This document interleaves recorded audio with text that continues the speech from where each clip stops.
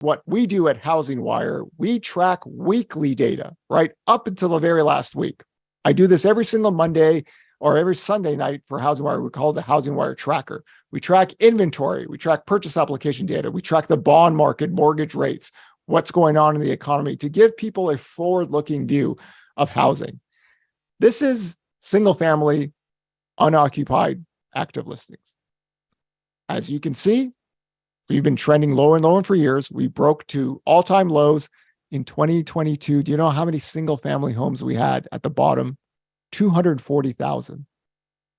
That's it.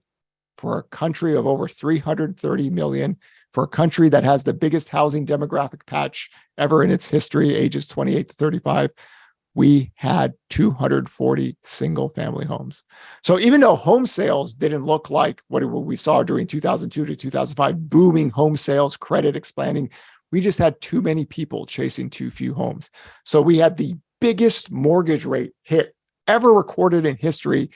And then we had the biggest home price hit in a very short amount of time with sales collapsing. That's all we got. Inventory has stabilized. Demand has stabilized. So what I do is I track weekly active listings, and then I'm going to track weekly new listings data. So the next chart is even more important. That's the new listings data. This data line has been falling for many years. Even when mortgage rates were at 3% in 2021, new listings data was trending at all-time lows. Even last year, when we had the big spike in mortgage rate, new listings data showed a little bit of growth year over year, especially in June, but we're at all-time lows. This year, fresh new records, fresh all-time lows. When mortgage rates got past 6.25%, as you could see in the blue line and the green line, 2022 started to decline noticeably on a year-over-year basis, and we never really recovered from that. So one of the things that especially when I talk to Wall Street, I say, imagine yourself as a seller, right? You want to sell your house and buy another one. You just saw mortgage rates jump from 3% to 6% in a very short amount of time. And then you see them slowly come back to 5%. You go, maybe I can pull this off. And then all of a sudden it goes from 5% to 7.5%. That is not a functioning marketplace. Our mortgage market resembles like a third world country when our dollar gets stronger and rates are wild for them. So what it's done, it's spooked some sellers, right? And sellers are not going to put their homes on the market and then all of a sudden think, okay, what if mortgage rates jump on me 2%? So that could kind of explain the noticeable year-over-year decline after the big mortgage rate spike. So we haven't really gained that back, or we're nowhere even close to what we saw in the previous decade. Just from some examples, we would have 90 to 85,000 weekly new listings back in 2015 and 16.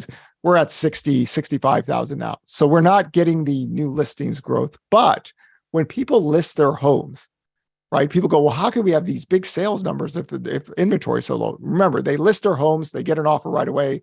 They buy, the house does not become active listings. It's going to be gone by the market by the end of the month. So the new listings data has shown once again, homeowners aren't stretched. I mean, if last year was the big collapsing year and massive supply, what you would see is new listings data spike much higher than what we saw in the last 4 or 5 years. None of that was happening. This is why we created the tracker at Housing Wire. For every Sunday night, people can actually look at the forward-looking data. Now, as you can see here, inventory is very seasonal, right? We have about 8 more weeks left before the seasonal decline. So we don't see any stress. We have never seen stress in the inventory channel data for 12 years now, right? So anybody who's talking about mass supply does not understand the functioning of the housing market and how new listings data go. So now you have total active listings, the NAR going back to 1982. You have perspective, right? Now you have the weekly active listings, single family, 450,000 around. I mean, there's not much out there. And now you've seen the new listings data. My belief is if economics is done right, it should be very boring. It's not designed to be this sexy hot dance or anything like this on TikTok or YouTube. It's designed to show you a series of data lines with millions of people working together to show you a trend, connect the dots. You want to be the detective, not the troll. So this data line, if you ever saw stress in the housing market from homeowners, you would see this data line spike noticeably week after week, week after week, year after year, year after year. Never happened.